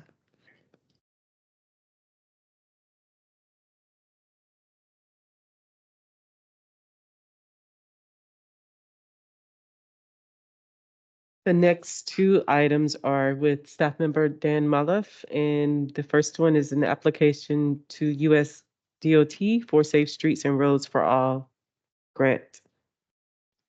Good evening. It's a pleasure to be here. I'll be your tour guide for the next couple of items. I'm asking for official Transportation Commission endorsement to the county board for submittal of 2 federal grant programs. We'll take them one at a time. First one is Safe Streets for All. This is the federal funding program through IAJA. We've briefed you on it before. Some of you know more about it than we do. So I'm not going to belabor all of the program details unless someone would really like me to. Suffice it to say, this is a very intriguing grant program. We've applied for it before. Project submissions are due May 16th to USDOT. Last year, when I was here, you may recall we applied for the Washington Boulevard Arlington Boulevard interchange project. This was and still is the highest crash location in the county year over year. The project would have addressed huge safety needs, was about the right size in terms of request amount, and was already being federalized. So it was we felt it was a really good match for the program. I have good news and bad news about that application from last year that you endorsed at the time. The bad news is it was not funded, sadly. The good news is it scored very, very well. It received a highly recommended rating from USDOT. Commissioner Terry provided some very helpful resources last year that for sure helped us craft a strong application. In a debrief with USDOT staff, they were very complimentary of the application, identified no major flaws, but they did give us a few small areas of improvement, including better coordination with VDOT and being closer to ready for construction. Would have helped our score a little bit more. So this project is still a big need. We're pretty confident that it will score well again. And we've been doing coordination with VDOT all year, making it closer to being ready. So we would just like to submit the same thing again with some tweaks to reflect ongoing work with VDOT over the past year, including some tweaks to the design, including some updated numbers, data, etc. But the fundamentals of this are still the same as they were last year. We still think it's a good fit. It's still a big need. We don't super want to overthink it. We'd like to just put the same submission in again, updated as appropriate, of course. With that, I would really love to take questions. Thank you very much. When is the application deadline for this? Yeah, good question. May 16th. It's coming up. If you are noticing your calendar, that is before the county board meeting. So for this application, our understanding is that doesn't actually have to be included in the application. We need it for our own purposes. And of course, we don't want to submit something that the board wouldn't authorize. But the timing, we don't think the federal rules it's actually a problem. Cool. I was mainly asking, our board report has a sentence that the VDOT project pipeline study is expected to have selected a preferred study alternative before the application deadline. And I haven't heard a peep out of that pipeline study in quite some time. Is that still an accurate sentence? Well, let me check my notes that I received from the project manager this morning. If I could get Teams to work the way that I want it to.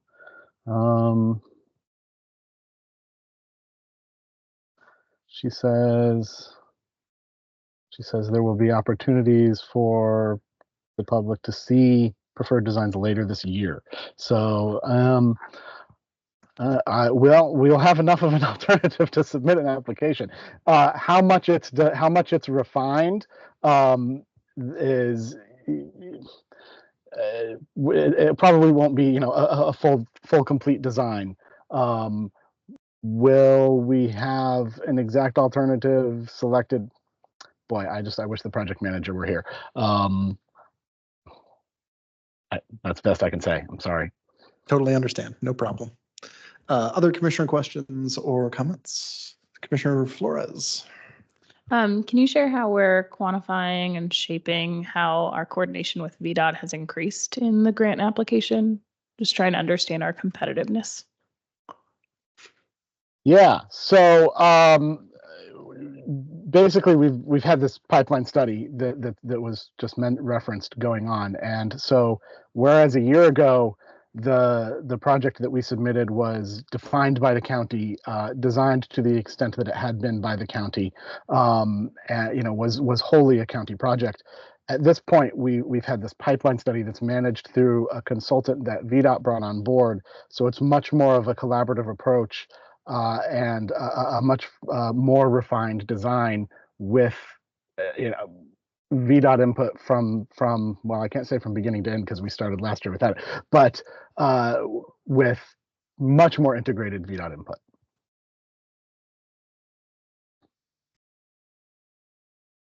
Okay.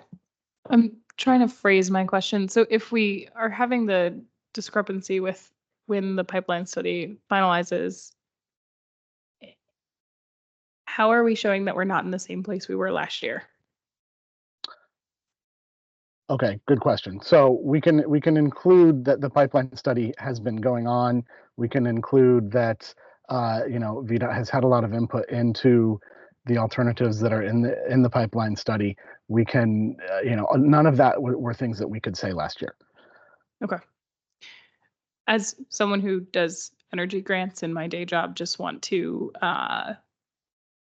encourage that in as much communication as possible to differentiate ourselves from the application last year. Not a different project, right? But more competitive communication in terms of the progress that has been made. Indeed. Great. Commissioner Terry.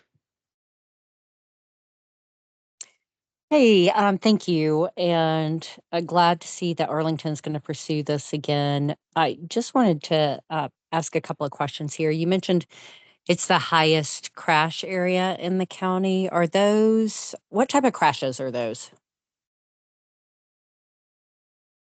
That's a good question. You mean, are they?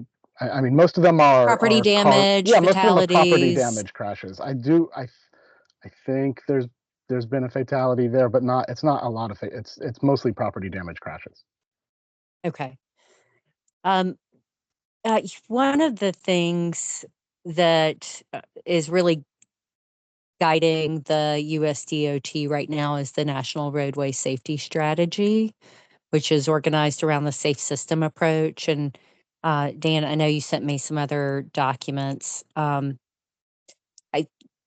just, I know that they are really looking for anything that will underscore their work in this area. And I don't know how much we're actually talking about the 5 elements there of that safe system approach in the application, but to the extent I think that you can, it'll better align with what this DOT is trying to accomplish.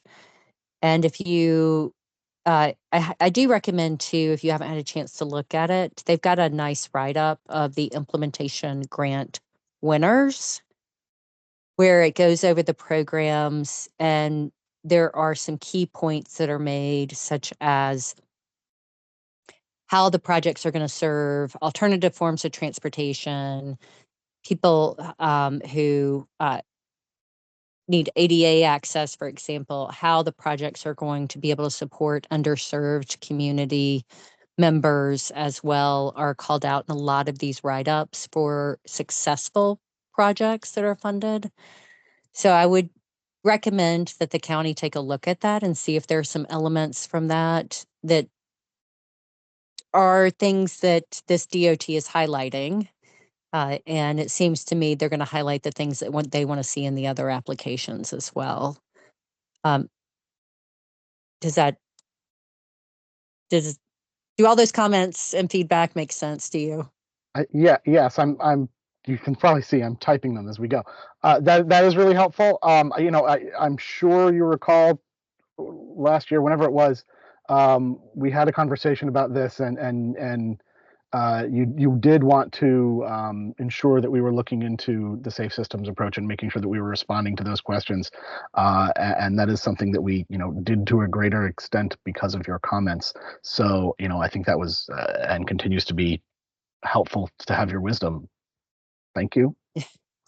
I don't know how wise it is, but yeah, I just do think though that the safe system approach, I mean, that is talked about by this DOT on a very regular basis up to the secretary. And if we want to be aligning with what their priorities are, that would be good. And then also, I think just if we haven't already, to try to get support from Congressman Beyer and or the senators on this application could be helpful. It can't hurt.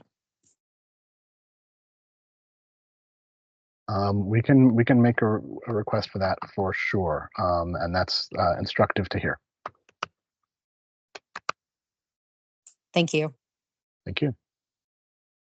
Commissioner Hussein? Just a quick, words of encouragement. I just hope this goes well, because that's not a great place to drive. And so seeing that kind of improvement would be nice. So I hope this goes well, and I hope our friends at DOT also see that.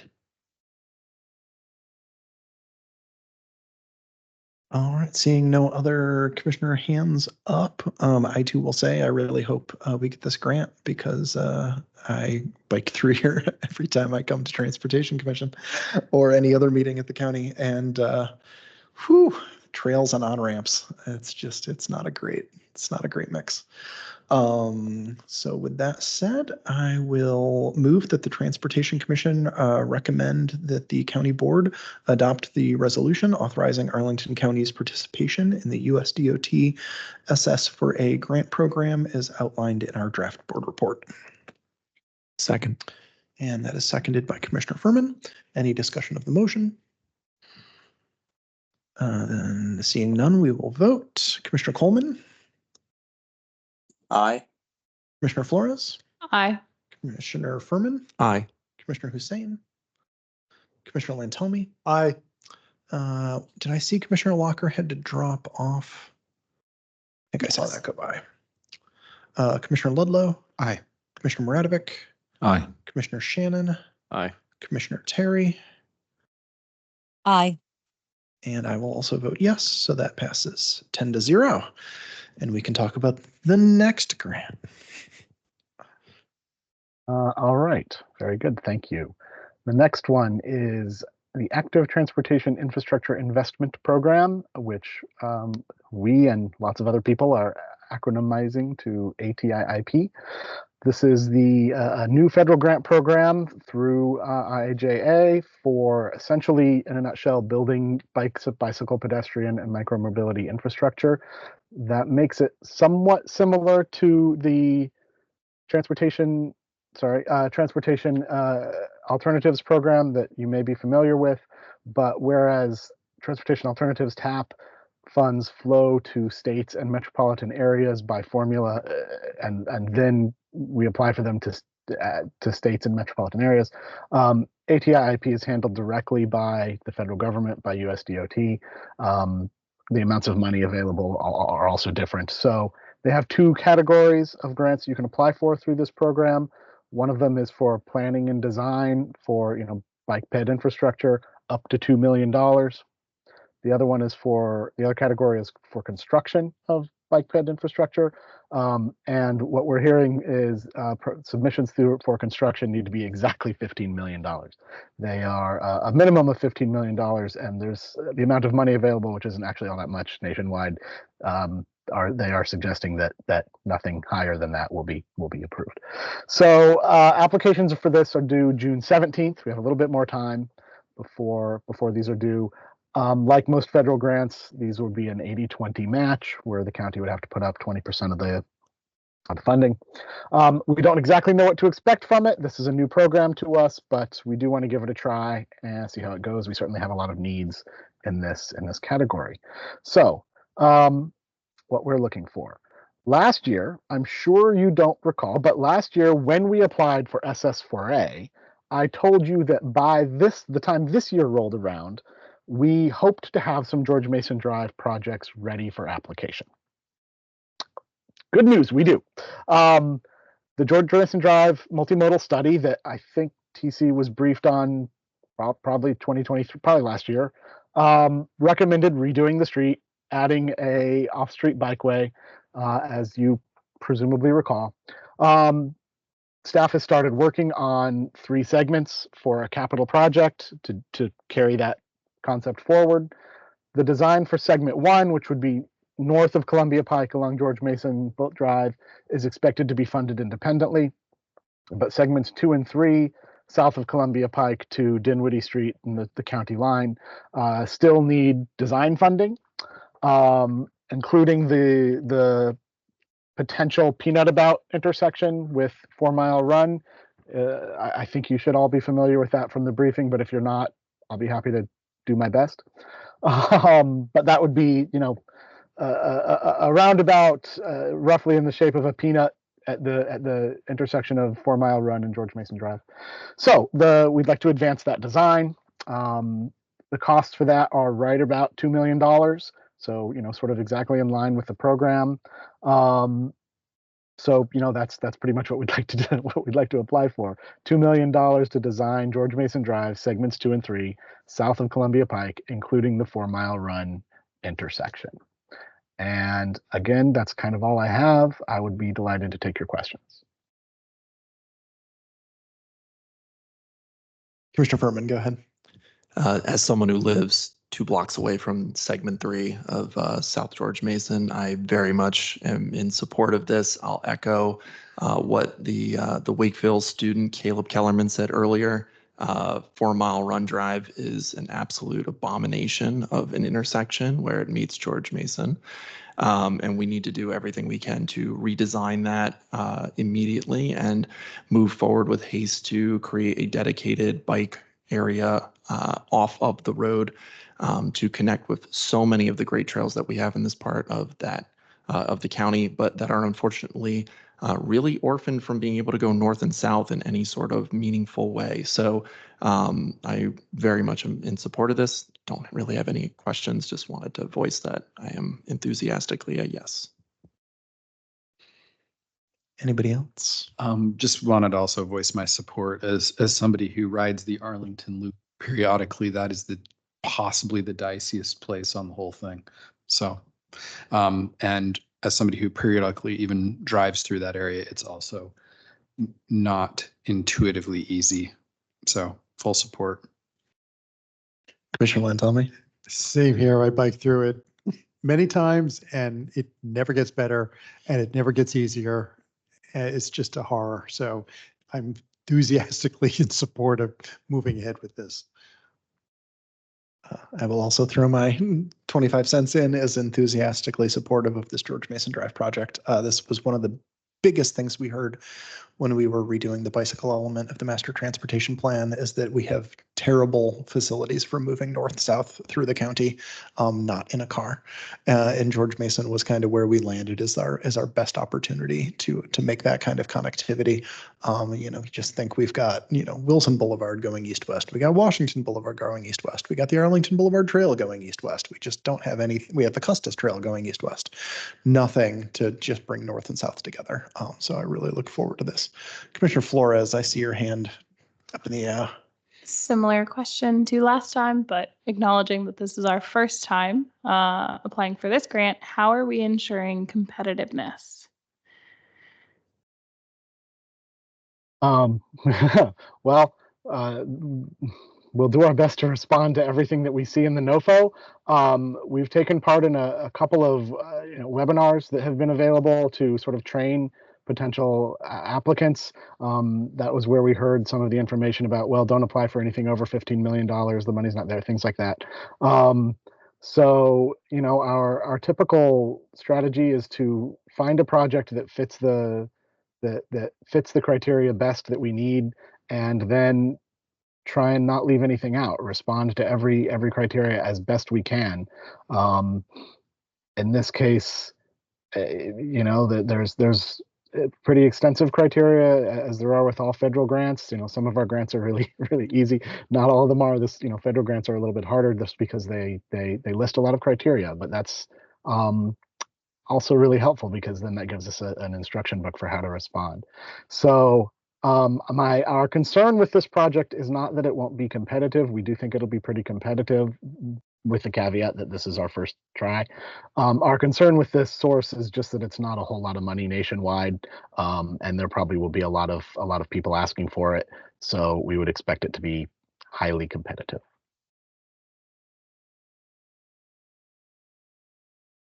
That really does answer my question. Yeah, just to kind of echo what you're saying exactly. Anything we can do to ensure the competitiveness. I think you have heard vocalized support for creating more safer space in that area.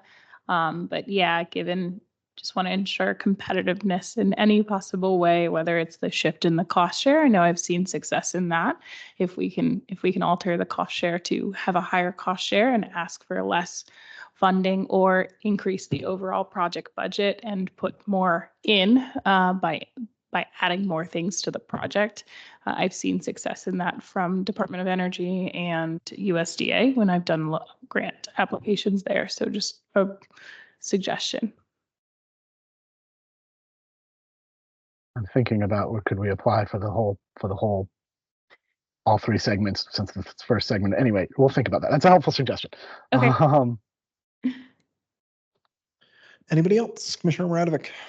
Yeah, maybe something that might help with the competitiveness is from what so this section covers Glebe to Dinwiddie, meaning it covers also Wakefield School. And in the county documentation here, I don't see like the school being mentioned at all. And I think that's a huge value add. And it goes to how we started off this session today about giving people that don't drive a safe way to move around the county. And if people could safely bike from the Barcroft Apartments, where a lot of people live, to their high school, that would be, I think, a strong selling point.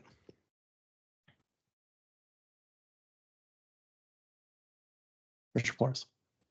To expand on that, reading through the NOFO, I'm sure I'm preaching to the choir here, but the component on page 26 where they dictate that applicants should provide a history of transportation planning in the project area, they jump down into public involvement, maybe shown through community benefits agreements. In many of the DOE grant NOFOs that are coming out now, there is a full-fledged requirement for a community benefits plan. I'm not seeing that here too much, but if it might increase the competitiveness to work with Wakefield to either develop a portion of the curriculum to go over how we utilize multimodal transportation specific to Arlington itself, or alternatively utilize a, just spitballing here, but advisory board of appointed students who might be able to take part in it. I think that would significantly increase the competitiveness of the application.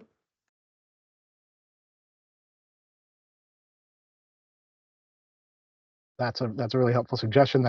Those are not things that I had thought of personally. I'm going to take this back as a thing for us to talk about. I'm not sure that I can commit to doing that in the next, before this is due, but for sure that's something that I'm marking down to follow up about. Sounds good. Anybody else? The go of the order. All right. I move that the Transportation Commission recommend that the county board adopt the resolution authorizing Arlington County's participation in the US DOT ATIIP program is outlined in our draft board report. Second. Any discussion of the motion? I feel like we've already done that. All right, then we will move to a vote. Commissioner Coleman. Aye. Commissioner Flores. Aye. Commissioner Furman. Aye. Commissioner Hussein. Aye. Commissioner Lantelme. Aye. Commissioner Ludlow. Aye. Commissioner Maradovic. Aye. Commissioner Shannon. Aye. Commissioner Terry. Aye. And I will also vote yes, and that will pass also unanimously 10-0. Thank you very much, Mr. Maliff. Good to see you and your excellent virtual background once again. Oh, wrong way. Does anyone know the city? It's not Arlington, sadly. San Francisco? It is, yes, Market Street, San Market Francisco. Street. Well done. All right, thank you again. Thank you, Dan.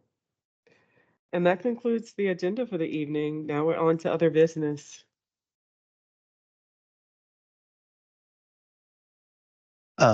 There was a meeting last night that I missed, unfortunately, but I got some of the report out of a bunch of commission chairs talking about potential changes coming down the pike, including recently adopted legislature here in Virginia governing electronic meeting participation.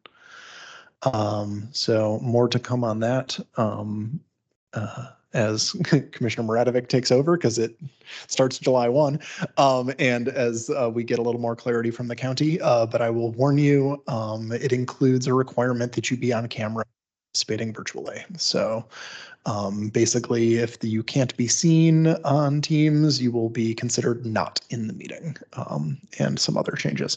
We'll need to adopt a participation policy annually, not just once, and a few other things like that. Nothing super big. I think we may revisit our charter a little bit to bring it in compliance, and compliance is not the right word, consistency with other commission charters.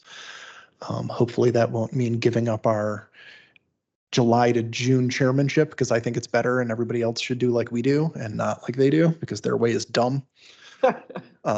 New chairmanship on Jan 1 when you also have a bunch of new county board members. And you're on the record. And yes, I know. I will happily say this publicly. January to December chairmanships is silly. Commissioner Flores, I think you had your hand up. Yeah, I've got a quick update. Well, I have a question and then an update. Is there any update to the pedestrian access committee requiring a whole new slew of me filling out many forms and then seeing you shake your head no? They have not come out with it yet. And I did follow up and copied you, so Yeah, when you get it, I'll get it probably. I saw the follow-up. I was hoping maybe they just replied instead of replied all, and that they did reach out to you, but Oh, yeah, no. no. Okay. Just a quick update on the CCPC meeting, our commission. I went to my first meeting last month and got talked into co-chairing a subcommittee on the green ribbon. And so we are talking about branding and seeing how we can unify the green ribbon in Crystal City. So if anyone has any feedback, thoughts, ideas, feel free to let me know. It was kind of cool to see the presentation incorporate that, but now we're trying to see how we piece it all together in a cohesive brand, marketing. Julio. Anything else, Commissioner Furman? I just wanted to bring up the idea of seeing the participation from the high school students at the start of the meeting. I wanted to check, is there anything that prevents someone of any age of joining a commission? So I thought there wasn't. And then I read the updated advisory group handbook that just went around in the draft, and apparently it does indicate that you have to be 18 in order to participate as a commissioner, in the handbook at least. But I think since this handbook is in draft format right now is exactly the kind of time to be like, is this something that should be a requirement, or is 16 a better age, or something like that? Follow up on that and see what we can do, because I was very impressed as well with the presentations that you all gave tonight. Yeah, and I mean, we had a college student who was, of course, over 18, but still, that was a very useful participant from Marymount University for a while. So we still have that vacancy too, so perhaps we can see what we can do. Reach out to Marymount too. Cool. Yeah, I would say 13 instead of 16. What was that? I would say 13 instead of 16. The ones that presented here, they can't drive. They're under 16, but I think their input would be incredibly valuable. Makes sense. Commissioner Hussein? Is there another, like, besides just involvement with the commissions, are there other strategies already in place that the county does, just in terms of like student engagement when it comes to transportation issues? Because the first thing that comes to my head is like, do we have like transportation safety conversations at schools? I don't know if we do. I don't know if that's already in place, but I think things like that would be. Yeah, I was gonna say, Okay. I think it only exists in nonprofits that just happen to show up for, it like safety with 2S's will go to certain schools and give briefings, but they don't have the bandwidth or funding to do that throughout APS. Right. Yeah. Okay. I can say though that Vision Zero is working with these organizations on some feedback, and you all are collaborating, from what I understand, with one of our planners on some other events. So perhaps that's a good start to something that could potentially be good. Yeah, it's pretty new. It's pretty new here in the county. And like APS just needs to do more of it. Like, I hate to like throw a rock over the wall at the other organization. But I think it's depressing if I don't know if anybody else has read the survey form for the APS strategic plan, right? They're getting all of this, public input about, their strategy for schools. And you couldn't find the word transportation, walk, bike, bus, like anything related about getting kids to and from school anywhere in the strategic plan survey. Go ahead, man. We have my club, the Arlington Road Safety Club of Washington Liberty, has worked with the Vision Zero team and Christine Baker. We recently held a pop-up in the main cafeteria of our school to kind of raise awareness for road safety. They were collecting student input about transportation issues for students in the county. But there isn't really anything curriculum-wise. There is the driver's education class, which is mandated by the state of Virginia, but that doesn't have too much motorized safety content at all for the most part. So yeah, definitely. And I also understand that you all participated in the teen job fair event or some teen fair event. So I know Cody, who is the founder of the Career Center Street Advocacy Coalition, was there. I wasn't. Okay. So you have to reach out to him, or I can reach out to him for more stuff on that, but nothing. Thank you. Can you give Cody my email address, since I know you have it? Yeah, of course. Thanks. Commissioner Moradovic. Yeah, one thing I didn't mention at the beginning of the meeting. I think the biggest opportunity is with the upcoming MTP, the Master Transportation Plan, because that is the strategic document that we refer to And so when that becomes available for public comment, I think that's your biggest opportunity to make an impact by stating your priorities and going on the record with that, because that'll determine what happens for, I don't know, in some cases decades. But I mean, they update the elements yearly. I think they're moving away from the element plan, like the individual elements, to something more comprehensive. But in any case, like strategic documents drive policy, and if you can get your priorities in a strategic document, then you set yourself up for all of the little battles down the road. Absolutely. Anything else for the good of the order? Our next meeting is May 30th. What was that date again? May 30th. May 30th. Oh, and a quick administrative piece on meeting dates. I believe the website still is showing October 31st for the October meeting. I just wanted to call that out because I think we officially motioned on that and passed that. I need to update that. And I do have one other thing that one commissioner brought up, which was the time of the meetings that we have planned. Can we discuss how many agenda items are the time limits to the meetings, or any other suggestions that you all have for how we structure the format of the meetings? I'm open to feedback. Yeah, Commissioner Coleman, that was your feedback. You wanna speak some more to that? Yeah, just a brief point. I just think it would be helpful, perhaps in at least my experience, to have more structure to how our presenters bring the information. We often go in a very free-willing manner, and that's useful for getting all the information that we may individually want from our presenters. But I think it helps kind of guide our conversations from the presenter's perspective, that they bring forward a very concise and well thought out presentation on accordance to a some sort of time limit, and what that can be decided right by the group. I don't have a number in mind, but just something to consider. So it helps expedite some of our points of order, as well as getting through any of our concerns maybe more fluidly, so we don't have to go through the process of asking something that really should have been brought up during the presentation. I know, for example, there are a lot of the recent points on the grant funding. I think Commissioner Flores raised a handful of incredibly insightful points that frankly should have been considered from the applicant's point of view, I think. And so I think we're maybe a bit more critical in how we use our time. We can be more efficient. To speak on that just a moment, when it comes to a grant development process, even though we've got a very short deadline, there's still enough time for them to take back the feedback. I felt comfortable with where we were at when we left that conversation.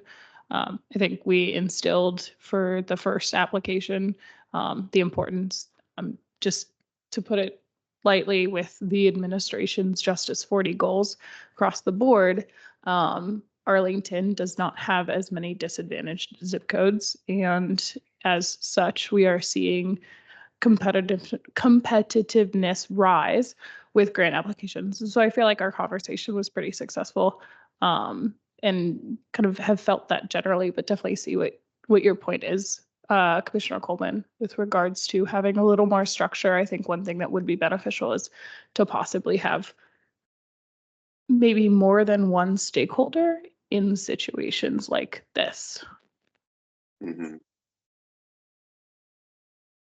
Yeah, it has been an ongoing problem, is maybe too strong of a word, but an ongoing source of friction, that we get grant applications without a staffer who knows the project that is being applied for. Is probably something we want to look at in the future, to try to solve. Which I'm sure is just 100% staffing, a staffing problem to solve. But it is often the case where it is hard to say, yes, we think this grant should go forward, or no, we don't think it should, without being able to ask a bit more specificity about the project in hand, which there's no way, the staffer who's in charge of writing grants isn't necessarily in charge of knowing this project deeply in and out. Go ahead, Commissioner Florence.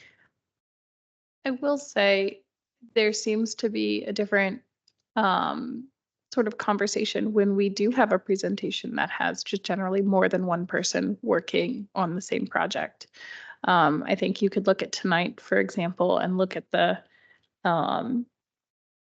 plan.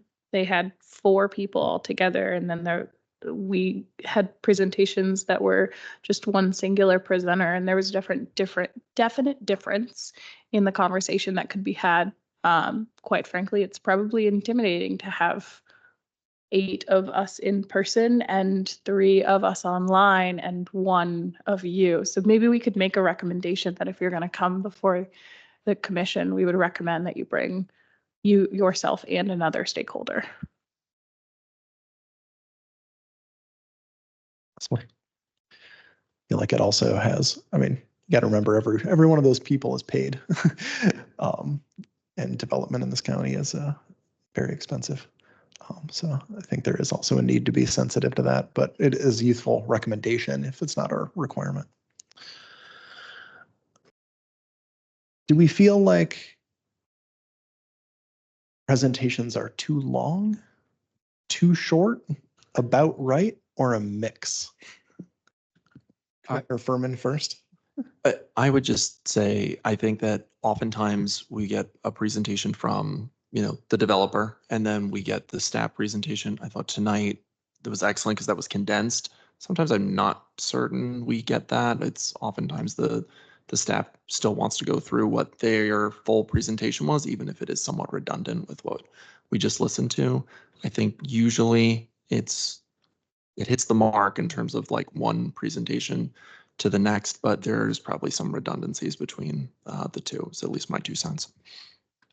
Commissioner Flores? Just absolutely echoing that. I think we either run into a situation where we will have one party present and then staff present, and staff will either completely go through it all over again, or staff will go, I have nothing, they did everything. So I think just general communicating effectiveness and efficiency might be the best recommendation here.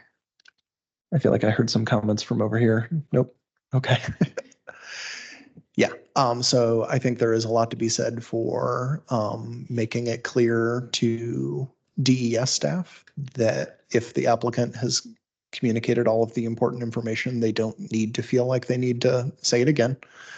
And I do think we need to be consistently telling the presenters on the applicant side that this is Transportation Commission, not Planning Commission. And so to feel free to go light on the architecture talk and some of the other things that are not particularly transportation related, because some of them are very good at like skipping over some of those details, and some of them, start talking about facade defenestration or something, and then I fall asleep. Are there any other pieces of concrete feedback we think we can give to optimize our meeting time here? Commissioner Flores? I would almost recommend we put our heads together outside of the commission meetings and create a one sheet of outlines to help facilitate what we need to hear. It's not going to be effective across the board, but I think it could drill in the point very professionally of, we're not Planning Commission. We do care about these things.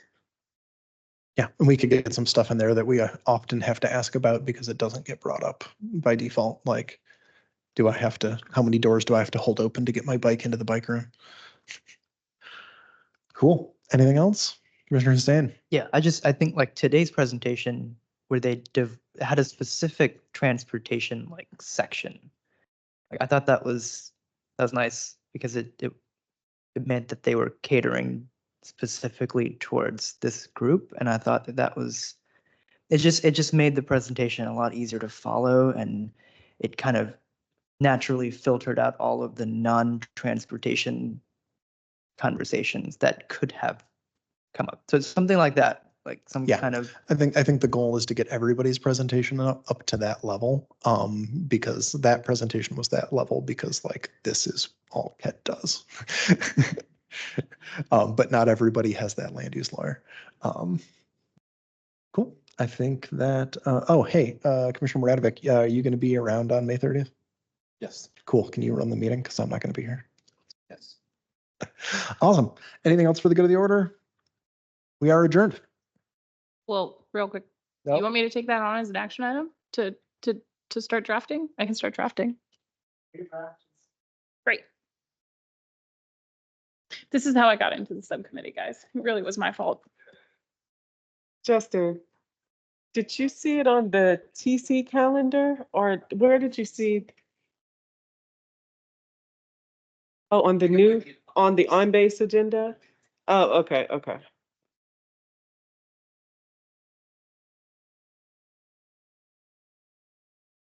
Thank you, guys. See you in a few weeks.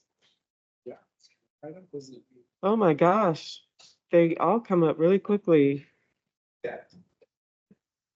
Auto change.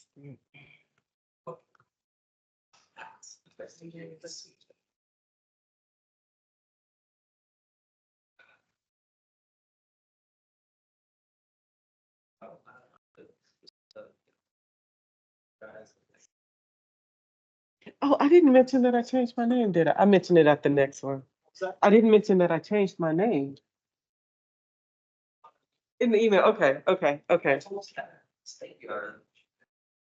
Oh, okay, okay, we're good then.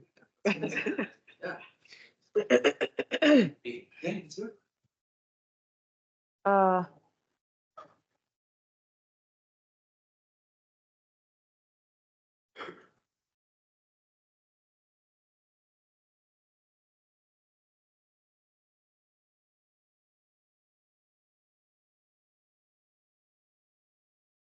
you guys did a great job. I know you, but you took pictures. How about that? And video. Oh, nice to meet you. Yeah, it's Inumi Duno Bikoya. Yeah, and my information is on the website if you want to reach out for anything. I know a lot of people have probably told you to reach out, but you feel free to follow up, ask me questions, all of you. Thank you. Get your name down real quick. Okay. And it's on the website too. You're welcome. Make sure to pass. All right, yeah. And are you on the email that Cody, you are? I think Cody sent an email to Christine. He copied me. So my email address is there. Did he send you, were you copied on the email today? I think it was, he said Alex and Caleb were coming today. I don't know if he put your email. He CC'd me in the reply. Oh, okay. Okay, all right. But anyway, Okay. thank you very much. All right, thank you. Thank you very much. I'm very excited. We'll work something out. Thank you. Okay. Me too.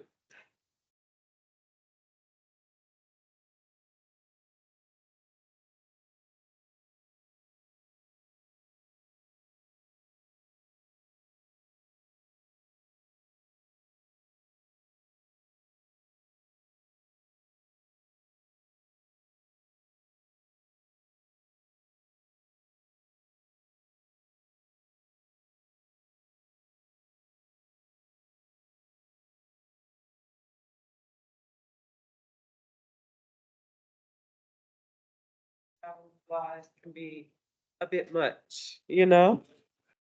How do we turn off the timer from here? Is there a button, a switch? Oh, no, it's probably not to.